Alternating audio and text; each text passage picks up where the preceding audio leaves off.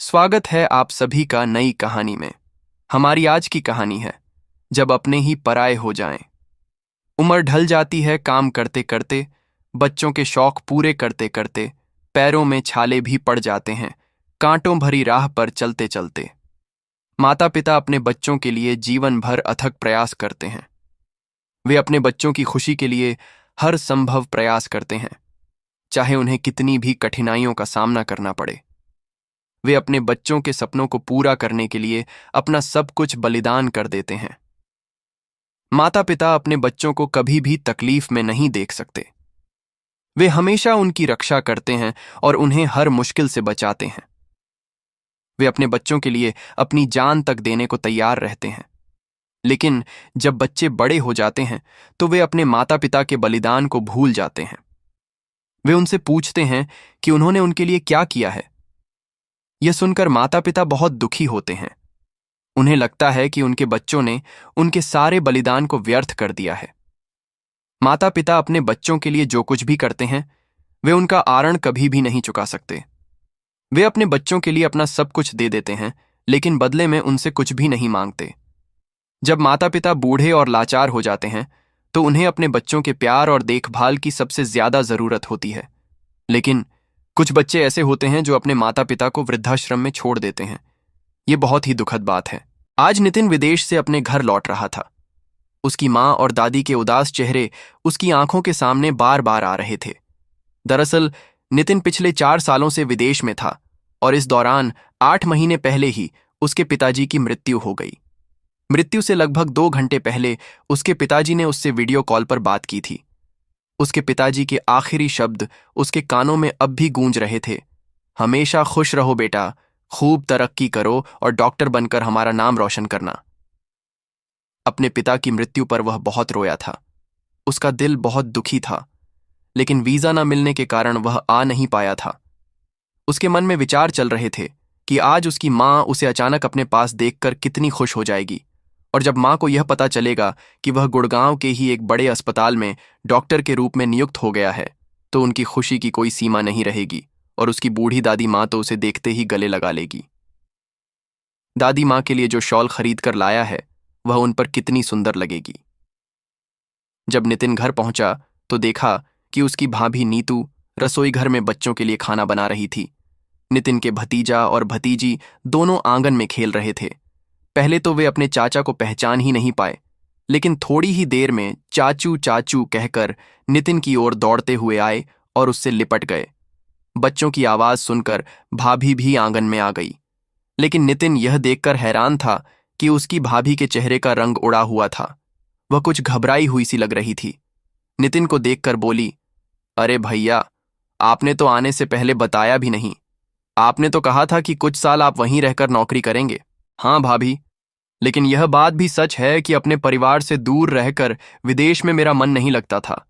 इसलिए मैंने भारत में नौकरी के लिए आवेदन किया और अब आपके देवर को यहीं के एक बहुत बड़े अस्पताल में डॉक्टर के रूप में नियुक्त कर लिया गया है।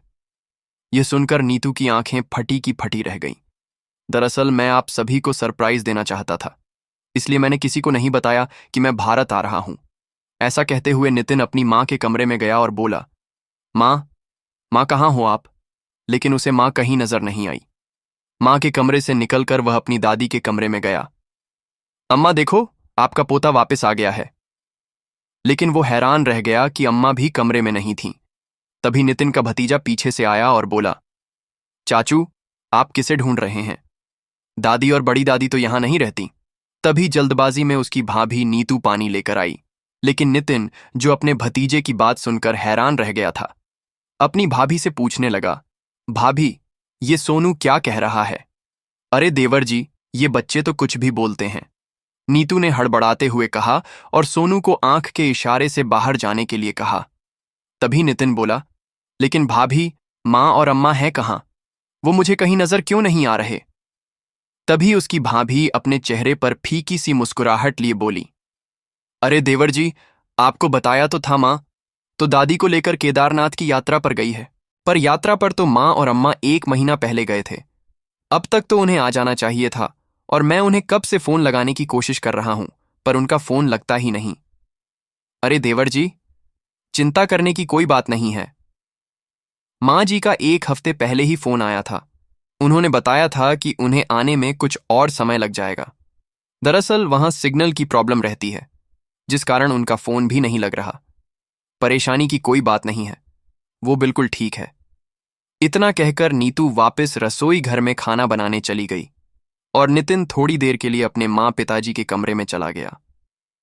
वहां लगी पिताजी की तस्वीर को देखते हुए उसकी आंखों में आंसू उमड़ आए और कहने लगा, देखिए पिताजी, आज आपके बेटे ने आपका सपना पूरा कर दिया है। आज आपका बेटा डॉक्टर बन गया है। नितिन को वो दिन याद आने लगा जब उसने अपने परिवार वालों को ये खबर दी थी कि आगे की डॉक्टरी की पढ़ाई के लिए उसका एडमिशन विदेश के एक बहुत बड़े कॉलेज में हो चुका है। जब नितिन ने अपने घर के सभी लोगों को ये खुशखबरी सुनाई थी तो परिवार के सभी लोग बहुत खुश हो गए थे। वहीं दूसरी ओर उनके मन में अपने बेटे से दूर होने की पीड़ा भी उनके चेहरे से साफ झलक रही थी। दादी अम्मा तो उसके विदेश जाने की बात सुनकर ही बहुत ज्यादा उदास हो गई थीं, क्योंकि दादी के साथ नितिन का खास लगाव था। नितिन भी उनसे बहुत प्यार करता था। बचपन से लेकर बड़े होने तक नितिन अपनी दादी अम्मा के पास ही सोता था, उनसे कहानी सुना करता था। नितिन के बड़े भाई ने पिताजी का बिजनेस संभाल लिया था और उसकी भाभी भी एक गृहिणी थी। मां से घर का काम कुछ ज्यादा नहीं हो पाता था। अब दादी की भी कमर झुक गई थी, लेकिन संयुक्त परिवार था और सभी एक दूसरे का अच्छे से ध्यान रख पाते थे। नितिन के माता पिता अपनी मां की पूरी सेवा करते थे। दादी मां के खाने से लेकर दवाइयों तक का ध्यान नितिन की मां सविता जी ही रखती थीं। जब नितिन ने उन्हें विदेश जाने की बात बताई तो उसकी मां और दादी अम्मा बहुत दुखी हो गई थीं, लेकिन उसके पिता ने उसे पूरा हौसला दिया। उन्हें उस पर यकीन था। जिस दिन नितिन की फ्लाइट थी तो घर से निकलने से पहले नितिन अपनी दादी का आशीर्वाद लेने गया तो दादी अम्मा ने अलमारी खोलकर दादाजी की अंगूठी निकाली और आशीर्वाद के रूप में उसके हाथ में रख दी और आंसुओं से भरी आंखें लिए बड़े प्यार से उसकी ओर देखने लगी। तब नितिन ने कहा, अम्मा, परेशान होने की कोई जरूरत नहीं है, मैं मिलने आता रहूंगा। नितिन को विदा करते समय उसकी मां भी बहुत भावुक हो गई थी, लेकिन उसके पिताजी ने उसे आशीर्वाद देते हुए बड़ी खुशी खुशी विदा किया था। सबके आशीर्वाद से नितिन ने विदेश में मन लगाकर पढ़ाई की और अपनी पार्ट टाइम जॉब से जो पैसे वह कमाता था उसका कुछ हिस्सा हर महीने अपने घर भी भेजा करता था। विदेश में रहकर उसे अपने घर की बहुत याद आती थी, परंतु वीजा न लग पाने के कारण वो आ नहीं पाता था। अक्सर घर पर वीडियो कॉल से उसकी बात होती रहती थी, परंतु पिछले 1-1.5 महीने से कुछ ऐसा हो रहा था कि अपनी मां और दादी से उसकी बात नहीं हो पा रही थी। घर के बाकी लोग भी उससे बहुत कम बात करते थे। नितिन लगातार अपने पिताजी की तस्वीर को निहारता जा रहा था। तभी नीतू कमरे में आई और बोली, देवर जी, मैंने खाना बना दिया है, आप हाथ मुंह धोकर आ जाइए। लेकिन अपनी दादी और मां से इतने वर्षों के बाद मिलने का जो उत्साह नितिन के मन में था, वो सारा उत्साह ठंडा हो गया था। इतने में उसके भतीजा भतीजी उसके पास आए। हमारे लिए क्या लाए हो चाचू? तभी नितिन ने उन दोनों को अपने बैग में से ढेर सारे खिलौने और चॉकलेट निकाल कर दिए। पिताजी तो अब रहे नहीं और माँ और अम्मा भी घर पर नहीं हैं। ये सोच सोच कर नितिन को ऐसा लग रहा था कि जैसे उसे अपना घर ही काटने को दौड़ रहा हो। शाम के समय जब उसका बड़ा भाई घर वापस आया तो थोड़ी देर के लिए नितिन ने उससे बातचीत की, परंतु आज बात करते हुए न जाने क्यों उसे ऐसा लगा कि कुछ ठीक नहीं है। उसे अपने भाई भाभी का व्यवहार बहुत अजीब लग रहा था। कुछ गड़बड़ तो है, ये सोचकर उसका मन अशांत हो रहा था। अगले दिन नितिन ने अपने पिता की तस्वीर के आगे हाथ जोड़कर प्रणाम किया और अस्पताल के लिए निकल गया। जैसे ही नितिन अस्पताल पहुंचा तो अस्पताल के कर्मचारी झुककर उसका अभिवादन कर रहे थे। नितिन जैसे ही अपने केबिन में पहुंचा तो सबसे पहले उसने दीवार पर अपने पिताजी की तस्वीर लगाई ताकि उसके पिता का आशीर्वाद हमेशा उसके साथ रहे। अस्पताल में सभी लोग उससे बड़ी इज्जत से बात कर रहे थे। नितिन को भी मरीजों का दुख दूर करके बहुत अच्छा महसूस हो रहा था। दोपहर के समय जब नितिन मरीजों का हालचाल जानने के लिए अस्पताल में राउंड पर निकला तो अस्पताल के बेड पर लेटी एक बूढ़ी अम्मा को देखकर उसका दिल करुणा से भर आया। उस बूढ़ी अम्मा की कुम्हलाए हुए शरीर को देखकर लगा कि जैसे कि वह कुछ जानी पहचानी है। वो दीवार की ओर चेहरा किए सो रही थी। जगह जगह से फटी हुई साड़ी से अपने सिर को ढक रखा था। चांदी से चमकते हुए बाल उसके फटे पल्लू से झांक रहे थे। उस बूढ़ी अम्मा को देखकर नितिन को कुछ आकर्षण सा महसूस हो रहा था। नितिन जब केबिन की ओर वापस आने लगा, उसी समय सभी सफाई कर्मचारी साफ सफाई और झाड़ू पोछा करने में लगे हुए थे। फोन पर बात करते करते अचानक नितिन के कानों में एक कर्कश आवाज सुनाई दी। उसने देखा कि अस्पताल की एक नर्स एक अधेड़ उम्र की सफाई कर्मचारी पर जोर जोर से चिल्ला रही थी। जब तुम लोगों से काम बन ही नहीं पाता तो नौकरी क्यों पकड़ लेती हो? घर क्यों नहीं बैठ जाती? ढंग से पोछा तक नहीं लगाया जाता तो यहां क्या कर रही हो? वो बेचारी महिला सफाई कर्मचारी सर झुकाए चुपचाप उसकी बातें सुनती जा रही थी। ये देखकर नितिन को बहुत बुरा लगा। जैसे ही वह उस ओर गया, उसे उस महिला कर्मचारी में अपनी मां की छवि नजर आने लगी। फिर सोचने लगा कि मां यहां कैसे हो सकती है। ये सोचते हुए वो जैसे ही थोड़ा और नजदीक आया, अचानक उसके दिल की धड़कन तेज हो गई। उसकी आंखों के आगे अंधेरा छा गया। उस औरत को देखकर नितिन दंग रह गया, क्योंकि वो सफाई कर्मचारी सच में उसकी मां ही थी। उसकी मां की आंखों से अश्रुधारा बहती जा रही थी। तभी वो नर्स बदतमीजी से बोली, मैं आज ही तुम्हारी शिकायत करके तुम्हें नौकरी से निकलवाती हूं। उसी समय नितिन के सब्र का बांध टूट गया और नर्स को डांटते हुए बोला, नौकरी से तो तुम्हें मैं निकलवाऊंगा। तुम्हारी हिम्मत कैसे हुई अपने से बड़ी उम्र की औरत से ऐसे बात करने की? वो कोई नौकरानी नहीं, बल्कि मेरी मां है। ये सुनकर नर्स का मुंह खुला का खुला रह गया। सब लोग हैरानी से नितिन की ओर देखने लगे। तभी नितिन के मुंह से निकला, मां, आप यहां इस हालत में? आप तो तीर्थ यात्रा पर गई थी ना, तो फिर आप यहां कैसे? और अम्मा, अम्मा कहां हैं? अपने बेटे को देखकर सविता जी अपने बेटे के गले लगकर फूट फूट कर रोने लगी और उसी अस्पताल के बेड पर लेटी उसी बूढ़ी अम्मा के पास ले गई, जो फटी हुई साड़ी में निढाल लेटी हुई थी। अपनी मां और दादी को ऐसी हालत में देखकर नितिन का दिल करुणा से भर आया। तभी उसकी दादी भी नींद से जाग गई। सविता जी ने कहा, देखो अम्मा जी, कौन आया है? आपका पोता अब डॉक्टर बन चुका है। सामने अपने डॉक्टर पोते को देखकर दादी की आंखों में आंसू उमड़ आए और बड़े प्यार से अपने पोते के चेहरे पर सहलाकर उसे खूब आशीर्वाद दिए। लेकिन नितिन के दिमाग में हजारों सवाल कौंध रहे थे। वह बोला, मां, दादी, अब आप बिल्कुल चिंता मत कीजिए, मैं आ गया हूं ना। आप मुझे बताइए, क्या बात है? तभी अम्मा ने कंप कंपाती आवाज में कहा, बेटा, तेरे पिताजी के जाने के तुरंत बाद ही तेरे बड़े भाई सुमित ने तेरे पिता के सारे कारोबार को हथिया लिया। और बेटा, तू तो जानता ही है कि तेरे पिताजी के पास जितनी भी जमा पूंजी थी, उन्होंने मकान बनवाने पर खर्च कर दी। अपने बुढ़ापे के लिए बिल्कुल भी पैसे नहीं जोड़े थे। लेकिन अब तेरे पिताजी के जाने के बाद तेरी मां को दवाइयों के लिए और छोटी छोटी जरूरत के लिए पैसे चाहिए होते थे, तो तेरे भाई भाभी के आगे हाथ फैलाने पड़ते थे, और उन दोनों को तो 50 रुपए देने में भी आफत आ जाती थी। नीतू बहू आए दिन मार्केट जाती थी और अपने लिए नए से नए कपड़े खरीद कर लाती थी। उससे सुमित को कोई दिक्कत नहीं होती थी। लेकिन अगर तुम्हारी मां ने 500 रुपए भी मांग लिए तो घर में क्लेश शुरू हो जाता था। यहां तक कि खाने पीने और दवाइयों के लिए भी वे दोनों तेरी मां को तंग करने लगे। तेरी भाभी बस अपने पति और बच्चों के लिए सुबह शाम का खाना बनाती थीं और बाकी के सारे काम तेरी मां से करवाती थीं। झाड़ू पोछा, बर्तन, सब काम मेरी बहू करती थी, और जब मेरे और अपने लिए 2 रोटियां बनाने लगती तो तेरी भाभी 10 बातें सुनाती थी तेरी मां को। मुझे ये सब देख देख कर बहुत दुख होता था, और अगर मैं कुछ कहती थी तो जोर जोर से चिल्लाकर मुझे डरा धमकाकर चुप करा देती थी और कहती थी, एक तो पड़े पड़े हमारा खर्च बढ़ा रही है, ऊपर से मुझे ही ज्ञान देती है। चुपचाप एक कोने में पड़ी रह, नहीं तो धक्के मार कर घर से बाहर निकाल दूंगी। तुझे नहीं मालूम बेटा कि हमने कितने दुख झेले हैं। ऐसा कहते हुए दादी रोने लगी।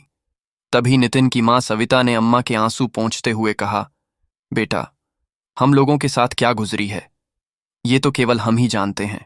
अम्मा जी की दवाइयों के लिए तो सुमित से बड़ी मुश्किल से पैसे निकलवा पाती थी, लेकिन जब मेरी तबीयत भी खराब रहने लगी तो मैंने उसे अपनी दवाइयों के लिए पैसे मांगने चाहे। तभी नीतू बहू ने घर में झगड़ा शुरू कर दिया और कहने लगी, कोई काम धंधा तो करती नहीं है, बस मेरी छाती पर बोझ बनकर बैठी हुई है।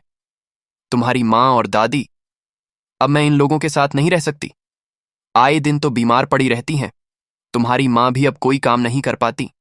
मेरे बस का नहीं है इनको बना बना कर खिलाना। तुम ऐसा करो कि या तो इन्हें किसी वृद्धाश्रम में छोड़ दो या फिर घर से निकाल दो। नीतू बहू की ये बातें सुनकर मुझे ऐसा लगा कि सुमित उसे थप्पड़ लगा देगा और कहेगा कि मेरी माँ और दादी के बारे में ऐसा बोलने की तुम्हारी हिम्मत कैसे हुई। लेकिन बेटा, मैं तो हैरान रह गई ये देखकर कि सुमित को तो बहू की हर बात सही लग रही थी। इस बात के बाद करीब 4-5 दिन मुश्किल से बीते होंगे कि सुमित मुझे कहने लगा कि मैंने गुड़गांव में रहने वाले अपने मित्र से अम्मा की तबीयत के बारे में बात की है। वो गुड़गांव के एक बड़े अस्पताल में काम करता है। उसने डॉक्टर से कल की अपॉइंटमेंट फिक्स करवा दी है। आपकी भी तबीयत ठीक नहीं रहती तो आपको भी साथ में ले जाएंगे। बस आप कल तैयार रहना, और हाँ, वहां 2-4 दिन रुकना पड़ सकता है, इसलिए अपने और अम्मा के 2-2 जोड़े कपड़े भी उठा लेना। बेटा, मैं तो बहुत खुश हो गई थी कि चलो, हमारे बेटे को हमारी कुछ तो चिंता है, इसीलिए मैंने जल्दी से पैकिंग भी कर ली। अगले दिन नीतू और सुमित हमें गाड़ी में बैठाकर यहाँ ले आए। उन्होंने बाहर लगे बरगद के पेड़ के नीचे हमें बैठा दिया और ये कहकर वे दोनों चले गए कि हम डॉक्टर से नंबर लगवा कर आते हैं। मैं और अम्मा जी बहुत देर तक यहीं बैठे रहे और उन दोनों के आने का इंतजार करते रहे कि कब वे लोग आएंगे और हमें डॉक्टर के पास दिखाने लेकर जाएंगे। बैठे बैठे ना जाने कितने घंटे बीत गए, लेकिन ना तो सुमित वापस आया और ना ही नीतू बहू का कुछ पता था। मुझे तो चिंता हो रही थी कि आखिर वे लोग कहाँ रह गए। मैं अस्पताल के बाहर घबराई हुई हर जगह अपने बेटे बहू को ढूंढने लगी। ढूंढते ढूंढते शाम हो गई, लेकिन उन दोनों का कुछ अता पता नहीं था। लेकिन जो बात मैं नहीं समझ पाई, वो बात अम्मा जी समझ गई कि वे दोनों हमें इतने बड़े शहर में किसी बड़े डॉक्टर को दिखाने के लिए नहीं लेकर आए थे, बल्कि वो तो हमसे छुटकारा पाने के लिए यहाँ लेकर आए थे और इतने बड़े शहर में हमें भीख मांगने के लिए छोड़कर चले गए हैं। अपने भाई भाभी की करतूत सुनकर नितिन को बहुत ज्यादा गुस्सा आ रहा था। तब सविता जी आंखों में आंसू ली बोली, बेसहारा करने से पहले उन दोनों ने हमारे बारे में एक बार भी नहीं सोचा। मैं अम्मा जी के कंधे पर सर रखकर फूट फूट कर रोने लगी कि आखिर हमने क्या कमी छोड़ दी थी अपने बच्चों की परवरिश में, जो अपने ही बेटे ने हमें ये दिन दिखा दिया। लेकिन उसी समय मैंने महसूस किया कि अम्मा जी को तेज बुखार हो रहा था। मैं बिना कुछ सोचे समझे अम्मा जी को अस्पताल में ले गई। डॉक्टर को दिखाया तो अम्मा जी को अस्पताल में एडमिट करने की सलाह दी। लेकिन बेटा, इतने पैसे तो मेरे पास नहीं थे कि मैं इतने बड़े अस्पताल का खर्च उठा पाती। बस हाथ में तेरे पिताजी की दी हुई सोने की अंगूठी थी, उसी को बेचकर जैसे तैसे कुछ पैसों का इंतजाम किया तो अम्मा जी का इलाज शुरू हो पाया। लेकिन वो पैसे आखिर कब तक चलते? 3 ही दिन में सारे पैसे खत्म हो गए और अस्पताल वालों ने कह दिया कि अगर पैसे नहीं हैं तो यहां इलाज नहीं हो पाएगा। मैंने आज तक खुद को कभी इतना लाचार महसूस नहीं किया था। अम्मा जी की हालत देखकर मैं बस रोए जा रही थी। तभी एक सफाई कर्मचारी मेरे पास आकर मुझसे रोने का कारण पूछने लगी, तो मैंने उसे अपना सारा हाल कह सुनाया। फिर उसने पूछा कि अगर तुम्हें नौकरी दी जाए तो करोगी क्या? मैंने झट से हां कर दी। उस भली महिला ने अस्पताल में बात करके मुझे सफाई कर्मचारी का काम दिलवा दिया। यहां काम करते करते मैं अम्मा जी की देखभाल भी कर लेती थी। लेकिन बेटा रह रहकर अपने ही बहू बेटे द्वारा किया गया व्यवहार मेरे दिल को बहुत दुखाया करता था। ऐसा कहते हुए सविता जी फफक कर रो पड़ी। मां की बात सुनते सुनते नितिन लगातार भरी आंखों से अपनी मां की तरफ ही देखता जा रहा था। उसने महसूस किया कि 1 ही महीने में उसकी मां बिल्कुल बूढ़ी नजर आने लगी थी। उनका चेहरा झुर्रियों से भर गया था। मां और अम्मा दोनों ही बहुत ज्यादा कमजोर हो चुकी थीं। ये सब देखकर नितिन से रहा नहीं जा रहा था। वो गुस्से से उबल रहा था। उसका मन किया कि अभी पुलिस कंप्लेंट कर दूं। अस्पताल के स्टाफ को भेजकर नितिन ने कैंटीन में से अपनी मां और दादी के लिए खाना मंगवाया। फिर उसने अपनी दादी की सारी रिपोर्ट देखी और कुछ टेस्ट करवाए। रिपोर्ट आने के बाद नितिन बोला, अम्मा, मैंने आपकी सारी रिपोर्ट चेक कर ली है। सब नॉर्मल है, बस थोड़ी सी कमजोरी है, जो खाने पीने का ख्याल रखने से ठीक हो जाएगी। अब हम लोग अपने घर चलेंगे। घर जाने की बात सुनकर सविता जी और अम्मा थोड़ी डर गईं, क्योंकि वे लोग वापस उसी माहौल में नहीं जाना चाहते थे जहां उनके साथ नौकरों से भी बदतर व्यवहार होता था। तभी नितिन बोला, मां, अम्मा, वह घर आप लोगों का है और उस घर को आपसे कोई नहीं छीन सकता। आप चलिए मेरे साथ। शाम के समय अपनी माँ और दादी को टैक्सी में बिठाकर नितिन उनके साथ घर पहुंचा, लेकिन अपने भाई भाभी को सबक सिखाने के इरादे से वो अकेले ही घर के अंदर आया। घर में उसकी भाभी नीतू की जन्मदिन की पार्टी चल रही थी। नीतू और सुमित अपने मित्रों के साथ नाच गा रहे थे। सुमित ने घर में पहुंचते ही म्यूजिक बंद करवा दिया। तभी नीतू भड़कते हुए बोली, ये क्या बदतमीजी है? आप लोगों के सवाल का जवाब मैं बाद में दूंगा।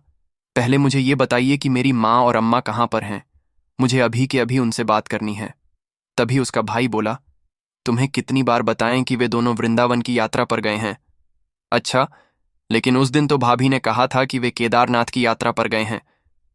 ये सुनकर उसका भाई सक पका गए।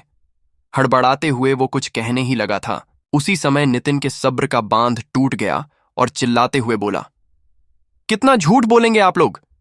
सच सच क्यों नहीं बताते कि आपने उन दोनों को धोखे से घर से बाहर निकाल दिया है? तभी नितिन ने अपनी मां और दादी को आवाज लगाकर घर के अंदर बुलाया। सविता जी ने घर में आते ही अपने बेटे और बहू के गाल पर जोरदार तमाचे खींच कर दिए। घर में उपस्थित सभी मेहमान ये सारा नजारा देख रहे थे। जो लोग अभी तक उनसे हंसकर बातें कर रहे थे और पार्टी का आनंद उठा रहे थे, वे लोग अब उन्हें घृणा की नजर से देखकर फुसफुसाने लगे। धीरे धीरे घर के सभी लोग चले गए। थोड़ी ही देर में वहां पुलिस भी हाजिर हो गई। तब नितिन ने कहा, इंस्पेक्टर साहब, यही वो लोग हैं जिन्होंने मेरी माँ और दादी के साथ जानवरों से भी बदतर सलूक किया है। उन्हें उन्हीं के घर से निकाल दिया और दर दर की ठोकरें खाने के लिए मजबूर कर दिया। जिस दुकान पर मेरे भाई ने कब्जा कर लिया है, वो दुकान भी मेरी दादी के नाम पर है। जैसे ही नीतू और सुमित ने पुलिस को देखा, उन्हें दिन में तारे नजर आने लगे। वे दोनों झट से अपनी माँ और दादी के पैरों में गिर गए और बोले, हमें माफ कर दीजिए, हमसे बहुत बड़ी गलती हो गई। तभी सविता जी ने कहा, जो गलती तुम लोगों से हुई है उसके लिए मैं तो क्या, भगवान भी तुम्हें कभी माफ नहीं करेगा। तभी पुलिस कांस्टेबल बोला, अब चलिए, बाकी की बातें थाने में चलकर करेंगे। पुलिस की यह बात सुनकर नीतू अंदर तक कांप गई और रुआंसी आवाज में बोली, मां प्लीज हमारे साथ ऐसा मत कीजिए। पर सविता जी पत्थर बनी जस की तस खड़ी रह गई। लेकिन जैसे ही पुलिस उन्हें घसीटकर बाहर की ओर लेकर जाने लगी, तभी सविता जी ने उन्हें रोक दिया और कहा कि मैं अपनी कंप्लेंट वापस लेती हूं। यह सुनकर नीतू और सुमित खुश हो गए। फिर सविता जी ने कहा, लेकिन इसका मतलब यह नहीं कि हमने तुम्हें माफ कर दिया। माफी तो तुम्हें जिंदगी भर नहीं मिलेगी। अपनी कंप्लेन मैं केवल अपने पोता पोती की वजह से वापस ले रही हूं, क्योंकि जब बच्चे बड़े हो जाते हैं तब शायद उन्हें अपने माँ बाप घर में पड़े पुराने और फालतू सामान की तरह लगते होंगे, लेकिन बचपन में तो माँ बाप भगवान समान ही लगते हैं। सविता जी के कठोर शब्दों ने सुमित और नीतू के दिलों को चीर दिया। उनके चेहरे शर्म से लाल हो गए और उनकी आंखों में पश्चाताप के आंसू छलक आए। वे अपनी गलती पर पछता रहे थे, लेकिन अब बहुत देर हो चुकी थी। मां, हमें माफ कर दो, सुमित रोते हुए बोला। हमसे बहुत बड़ी गलती हो गई। नीतू भी रोते हुए सविता जी के पैरों पर गिर पड़ी। मां जी, हमें एक मौका दीजिए, हम अपनी गलती सुधार लेंगे। लेकिन सविता जी का दिल पत्थर बन चुका था। उन्होंने अपने बेटे और बहू के साथ जो कुछ भी सहा था वह असहनीय था। उन्होंने अपनी आंखों में दृढ़ता ली कहा, तुम दोनों ने मेरे साथ जो किया उसे मैं कभी नहीं भूल सकती।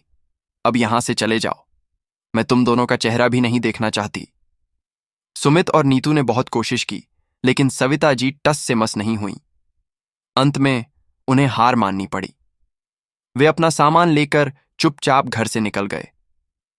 सविता जी ने राहत की सांस ली।